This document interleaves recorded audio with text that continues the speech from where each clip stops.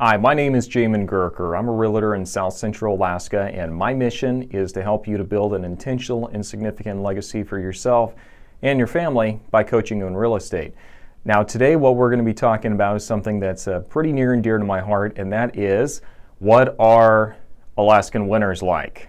This is about mid-March as I'm filming this, so this is really something that I'm thinking about these days, and that is what's nice about the winters up here, we really like, and then what are kind of the downsides or the dark sides of the winter, as you might say. So there's definitely a lot of mixed reviews on what the Alaskan winters are like. So I'm going to go ahead and just lay it out for you as best I can, let you make your own decisions there. That's kind of my style.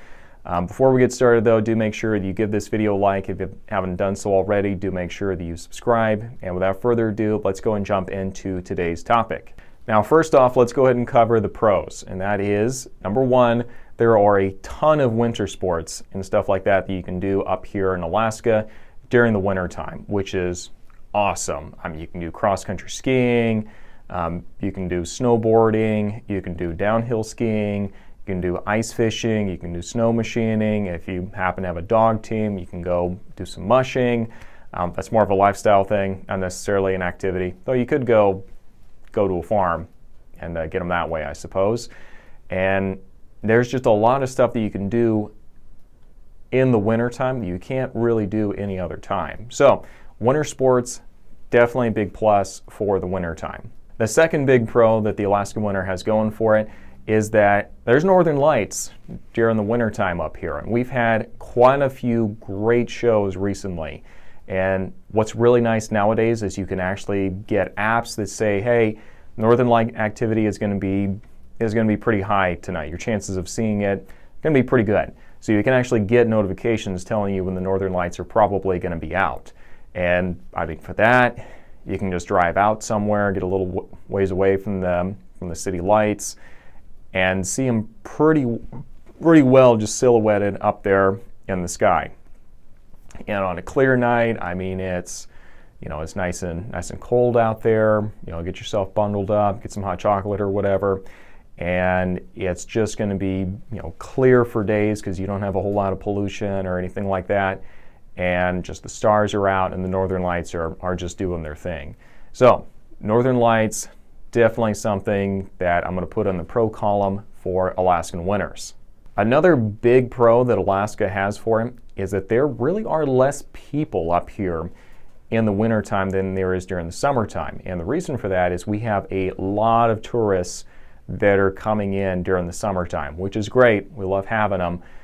But during the wintertime, a lot of those folks kind of go away, and it becomes a lot easier to get access to stuff and to go on trails or a lot of other activities, where in the summertime we might have a lot of other people kind of right along there with us. So that's really nice. There are less people during the wintertime than there are during the summertime. And for a lot of Alaskans, kind of getting away from the hustle and bustle was one of the biggest appeals for them for coming up here to Alaska in the first place. So that's we're definitely going to put that in the pro column. Last but not least, I would say a big bonus that the Alaskan winter has is it feels like the pace of life kind of slows down a little bit during the winter time around here. It's not necessarily like island time like what you might have with going to Hawaii or somewhere like that. But it does feel like a slightly slower pace than what you might have during the wintertime, during the summertime. Because during the summertime, I mean, it is just go all the time because the sun's out, times are good, and you need to go get as much done as you possibly can while the sun's out and you can make hay. So that's going to be kind of the difference of pace between the wintertime and the summertime. And so it's kind of nice to have a time of year where you can kind of slow down a little bit and kind of smell the roses a little bit. Not if you're in real estate. If you're in real estate, well, good job. You know what you signed up for. You're going to be busy year round. But for most other people, that's kind of the good thing about the winter. Let's take a break from today's video. Did you know I actually host a podcast called Alaskan Journey? Well, you do now, and what it is we go and interview people who live in Alaska and talk with them about their experiences and their stories from actually living up here. And I do have one of my most favorite episodes linked down below. It's an interview with Hall of Famer Nicole Johnston. She is actually a Hall of Famer for the Alaska Native sports, and it was really fascinating talking with her and her experience coming up and just talking about, from an insider's perspective, what the Alaska Native Games look like. So make sure you check that out in the link down below, and without further ado, let's jump back into today's topic, which is what are some of the bad things about the Alaska winter now. So let's go and jump into the cons. So number one, it is dark during the winter time.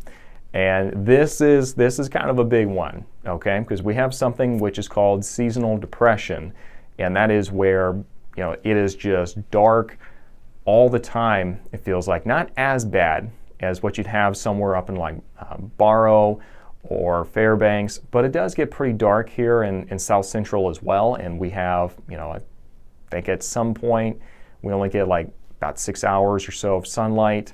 I'd have to go look that up specifically, but it does get pretty dark, and it does stay dark for quite a while. Now, right around this March time frame, it's not too bad, okay? And sun's going to go down probably around 7:30, and I mean, you can't see it right now, but got some windows all around me here, and actually it looks really good. It's just about 8:30, and you can definitely tell the sun's out, so that's really nice. But yeah, during the winter time, kind of the early phases up to about the January time frame, it is dark a lot of the time. And what that does is that sunlight is that much less vitamin D hitting your skin, and so your sense of wellness and health and well-being does kind of take a drop if you're inclined to seasonal depression during that time. So that's something to be aware of, and there are ways around it. You can obviously take some vitamin D pills. For some people that works just fine. Other people have what they call happy lights, where it's just vitamin D essentially. I don't know the science behind it, so light me up in the comment section if I'm wrong, but it's some kind of light that just hits your skin and kind of supplements whatever the sun would normally be doing. And probably the best solution, though, is just to take about a 5-7 day vacation, however much you can swing, and just go somewhere really warm and really bright for some time away for a vacation. And I mean, Hawaii is really nice. In Hawaii, they do see quite a few Alaskans around the winter time frame just for that reason.